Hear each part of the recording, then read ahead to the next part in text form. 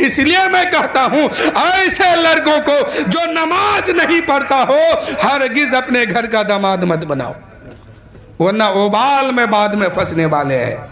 पैसा देख के खाली मत जाइए। नबी ने पैसा पर तरजीह नहीं दिया है, नबी ने दौलत पर तरजीह नहीं दिया है, मेरे आका ने दीन के तरफ तरजीह दिया है कि लोगों दीनदारी पर तवज्जो दो और दीनदारी देख करके रिश्ता करो। आज कौम मुस्लिम का नौजवान कौम मुस्लिम से ताल्लुक रखता है लेकिन शादी में डीजे बजाता है, कौम मुस्लिम से ताल्लुक रखता है लेकिन शादी में नाश्ता कूदता सब है, यानी सारे खुराफात हो जाते हैं। फिर ये कौम मुस्लिम से कैसा आपका रिश्ता है? क्या मरना नहीं है? खुदा के सामने नहीं जाना है? अल्लाह की अदालत में नहीं खड़ा होना है? अल्लाह के सामने हर एक का हिसाब देना होगा। जब पूरी दुनिया के लोग एक जगह जमा होंगे ऐसे आलम में अल्लाह अपनी अदालत में खड़ा करेगा और पूछेगा, बंदा मैंने जो तुम्हें इतनी नियामत दिया, इतना बेहतरीन खाना दिया, इतनी बेहतरीन जिंदगी दी, सांस दिया, हाथ पैर आंख नाक कान सब दिया, सारी जिंदगी तुम खुशहाल रहे, बता तूने मेरे लिए क्या किया? तुमको तो दुनिया में हम पैदा किए थे, वमा खलक़तुल जिन्न वल इंस इल्ला लियाबुदून, हमने तो तुम्हें दुनिया में भेजा था अपनी इबादत के लिए, लेकिन तुम तो डीजे बजा के आए हो, तुम तो नाच करके आए हो, तुम तो गाना गा करके आए हो, तुम तो फला काम करके आए हो, तुम तो जुआ खेल के आए हो। बताओ अहले माशर के सामने जिस वक्त एक माँ भी मौजूद होगी, एक बाप भी मौजूद होंगे, एक भाई भी मौजूद होंगे, एक रिश्तेदार भी मौजूद होंगे, वह सासू अम्मा भी होगी, ससुर अब्बा भी होंगे, और सारे के सामने कहेंगे, ऐ मेरे बंदे बता तू दुनिया में क्या करके आया था, दुनिया में क्या करके आए हो? क्या उस वक्त कहोगे कि शराब पी करके आए थे, जुआ खेल रहे थे दुनिया में, नाच रहे थे दुनिया में, डीजे बजा रहे थे दुनिया में? या फिर ये कहोगे, ऐ मेरे मालिको मौला ज्यादा तो कुछ नहीं कर सका, लेकिन तेरे हबीब की सुन्नत पर अमल करके आया हूं, तेरे नबी की सीरत पर चल करके आया हूं, तेरे नबी का हुक्म मान करके आया हूं और तेरी फरमा बरदारी करके आया हूं। क्या कहोगे? और वो दरबार जो सजेगा ना, अल्लाह की अदालत जब होगी, तो अगर कोई इंसान जिसको भी खड़ा किया जाएगा अगर सीधा देख रहा है और उसको बहुत जरूरत पड़ जाए थोड़ा सा नजर तिरछी करने के लिए, तो उसके अंदर इतनी भी हिम्मत और ताकत नहीं होगी कि थोड़ा सा वो सर घुमा के देख ले। वो अदालत ऐसी है जी, बेशक।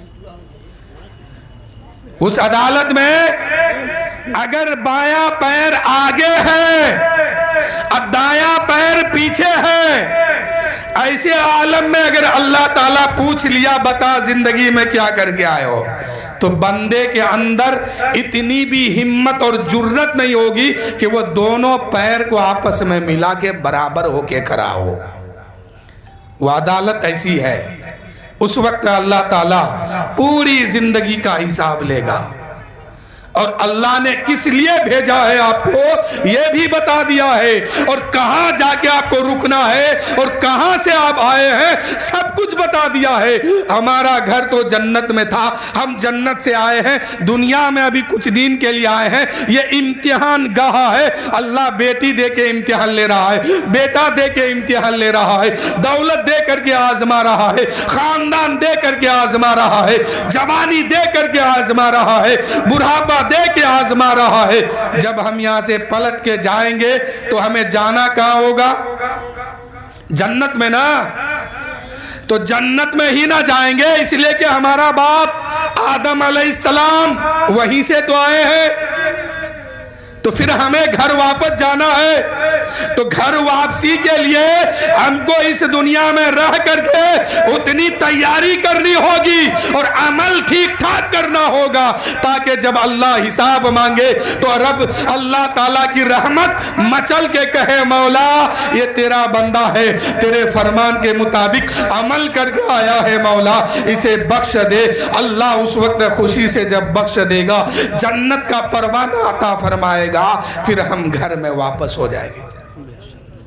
और अगर इस दुनिया में खेल कूद में, नाच गाने में और तमाशे में अपनी जिंदगी गुजार दिए तो फिर वह घर नहीं, दूसरा घर है वहाँ। वो घर नहीं, कोई दूसरा घर में जाना होगा जिसका नाम है दोज़ख। और अल्लाह के सामने कोई भी अपनी जबान खोल नहीं पाएगा अल्लाह की अदालत में। तो इसलिए हम बहैसियत मुसलमान हमें शादी कैसे करनी है, नबी ने क्या हुक्म दिया है, नबी का क्या कानून है, नबी की क्या शरीयत है, उस पर हम अमल करके जब हम अपने बच्चों की शादी करेंगे यकीनन अल्लाह की रहमत उस शादी में बरसेगी। लेकिन आज होता क्या है, शादियों में क्या होता है, जितने बाराती होते हैं उसमें 2% लोग नमाजी होते हैं, बाकी लोग क्या होते हैं वो आप लोग खुद जानते हैं। फिर इतने गलत लोगों को उस बाराती में शामिल कीजिएगा तो फायदा आपको कहाँ से मिलेगा, बरकत कहाँ से होगी।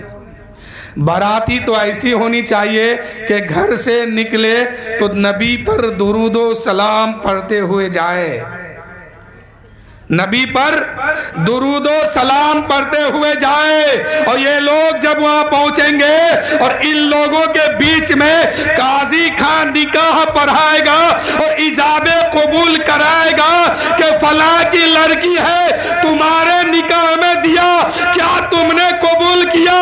जब सारे नमाजी उस वक्त आमीन के लिए तैयार होंगे और दूल्हा कहेगा अल्हम्दुलिल्लाह मुझे कबूल है, और सारे नमाजी उस दूल्हा और दुल्हन के हक में हाथ उठा करके अल्लाह की बारगाह में दुआ कर देंगे, इंशाअल्लाह वो दुआ भी कबूल होगी, उस निकाह में बरकत भी होगी।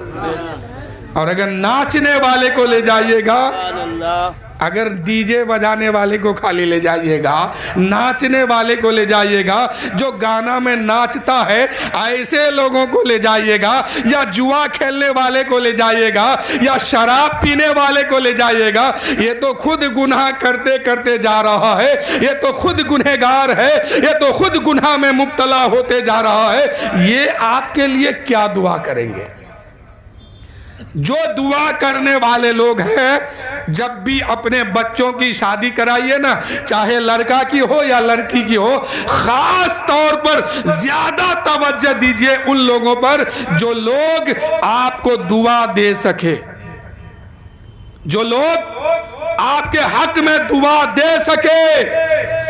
और वह दुआ जब एक नमाजी की होगी, वह दुआ एक अच्छे लोगों की होगी, वह दुआ जब नेक लोगों की होगी तो यकीनन अल्लाह की रहमत मचलेगी और वह दुआ उसके हक में कबूल भी होगी।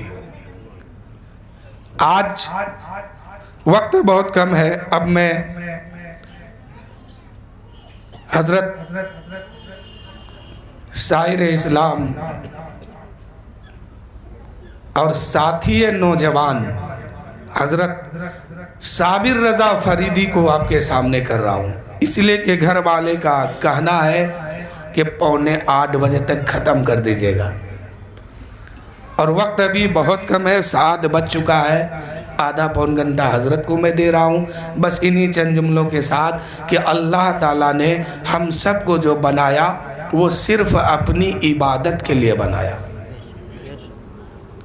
अल्लाह ताला हम सब को जो इस दुनिया में भेजा तो सिर्फ अपनी इबादत के लिए भेजा, और यहाँ आकर के अगर उस मनसब से हट रहे हैं तो फिर वहाँ बहुत मुश्किल घड़ी सामने आएगी। इसलिए कि हमें इसी दुनिया ही में सिर्फ नहीं रहना है, अभी तो कई मंजिल हमें तय करनी है, और आखिरत में हमारी मंजिल जन्नत है। जन्नत, हमें जन्नत में जाना है, हमें जन्नत में जाना है। तो जन्नत में जाने के लिए कुछ तैयारी भी करनी है।